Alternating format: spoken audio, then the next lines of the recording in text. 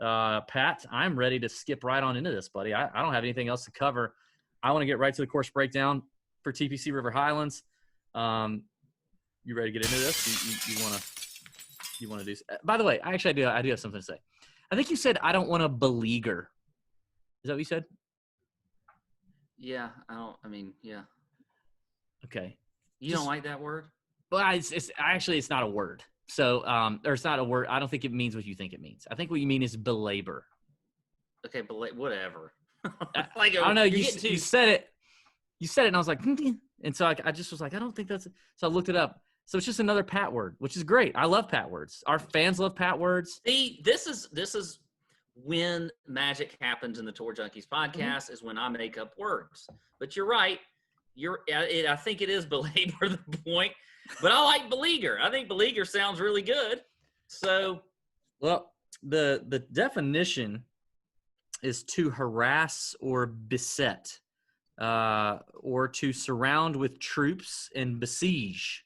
So, the enemy beleaguered the enclave. You know what I mean? Yeah. Probably not exactly what you're talking about, but like beleaguered, boom, technical difficulties. Those are just some of the words that you. A lot of things happen. A lot of phrases. The jargon that is Pat Perry is deep. But Pat, why don't you hit us with the? I don't want to beleaguer the course breakdown. It's the thing here is that you know what, we're not all perfect, DB. So we make mistakes. So for all you people out there, just so you know. Anyway, all right, let's talk about the Travelers Championship this week in Cromwell, Connecticut. We are at TPC River Highlands. It is a par 70, playing just over 6,800 yards. This is one of the shortest courses on tour. Actually, it's probably the shortest, I think. It is a Pete Dye design. You have what they call Poana greens, okay? But from what we've kind of been gathering some information today, they tend to putt a little more like bent grass greens. Late breaking news. I don't think I did that sound right, but yeah. Yeah. That's I think what you meant to do. Well, that's the rap horn. I think I was more thinking of the like the old timey like news. Oh yeah. You know what I mean? Breaking. Yeah, I know what you're talking about. Walter Cronkite. Coming in hot. Anyway, they do tend to putt more like bent, which is good. They're very true, smooth greens. They're quick. I think putting is a huge thing this week. It's hard to really, quantify that stat and bring in putting as a stat as far as, but if you got a hot putter right now, that's really what you want, guys that are putting well. There are 156 players this week. Top 65 in ties, as usual, will make the cut. We've got another stacked field outside of Tiger being here. He's just gallivanting around in St. Simons, right down the street from me. They've played this course here since 1984, so we've got tons of course history. You have 8 par 4s on this course between 400 and 450 yards, which I think is important. That's one stat to look at. If you can look at Fantasy National, they have a strokes gained on par 4s, 400 to 450 yards. So that's something that I'm going to be looking at this week. We also have a drivable par 4, the 15th. Should be interesting this week with a lot of your probably longer hitters when it comes to, the better field that we have. So that's going to be interesting. 2 par 5s playing 574 and 523. So they'll both be easily scoreable this week. What else? I think this is, again, like we've seen with Colonial, like we've seen with the Heritage. It's an approach, second shot golf course. I think, we see all types of winners here, guys that can bomb it like Bubba, who's won it 3 times. But then you had Chesticle, as you like to call him, win last year in 2019. Bubba, like I said, won here in 2018, his 3rd time winning. Jordan won here in 2017, Russell Knox in 2016, Bubba back in 2015. So a lot of different types of winners on this course. So you'll have a lot of guys that can come in and play. Again, I think it's a ball strikers course, second stroke course. I love second stroke. Usually it's a good one. Yeah, that second stroke is good. Yeah. Anyway, so outside of as far as stats I'm looking at, usually only takes the second stroke, and then anyway. I am going to look at some history this week. I think opportunities gained is a stat I want to. I haven't brought that up in the last couple of weeks, but it's going to take some scoring on this course. Now, it can play difficult, but I think you got to drop some birdies here. And opportunities gained is one of those proprietary stats to Fantasy National that I do like to look at. And then strokes gained approach is another one, and ball striking. So there you go. That's the rundown. DB, I don't, we're live here. Well, we're not live because it didn't work tonight, but I can see you. Unlike when we used to do this and I couldn't see you, and I saw you laughing at some points during the course breakdown. So I guess you need to fill in the gaps of where you were laughing. No, actually I don't. I just made a boo-boo on Zoom real quick, but I'm actually good. I'm laughing at myself. Yeah, you bring up a good point. I think anybody can win here. That is key. Bubba, when he won, I think the first time he was in a playoff against Corey Pavin and Scott Verplank. Wow, that's like you got short, middle, and long right there. Short, middle, long. No, you have like the shortest, the middle, and the longest is what that is. Yes. Like that is Corey Pavin and Bubba are like out here. So you can have a lot of winners, but I do think that just like the last couple weeks, you kind of have to devalue course history some more. I just think you do. Like you can't look at a 10th place finish here and equate it to the same as it's going to be competing against this kind of, this caliber of a field. And there aren't as many bombers and the top players in the world that usually show up here every year because it's after the U.S. Open. It's the week after the U.S. Open. So, guys that don't like to play after the week after, or are mentally exhausted or find themselves peaking for the majors, right? They don't usually show up here, or if they do, they're kind of not really fresh. So let me make let me quantify kind of what I feel like you're saying more, because I agree with you. And when I say course history, like right now, at least with the fields that they are, it almost is more, I should probably be saying course fit. Because like Webb, for instance, last week has good course history at the Heritage at Harbortown. Yeah. Mm-hmm. But for me, what is more telling is the fit of the course, which there is a little bit of a difference there. There's a little bit of a difference of what you're looking at. My counterpoint but he still has good course history.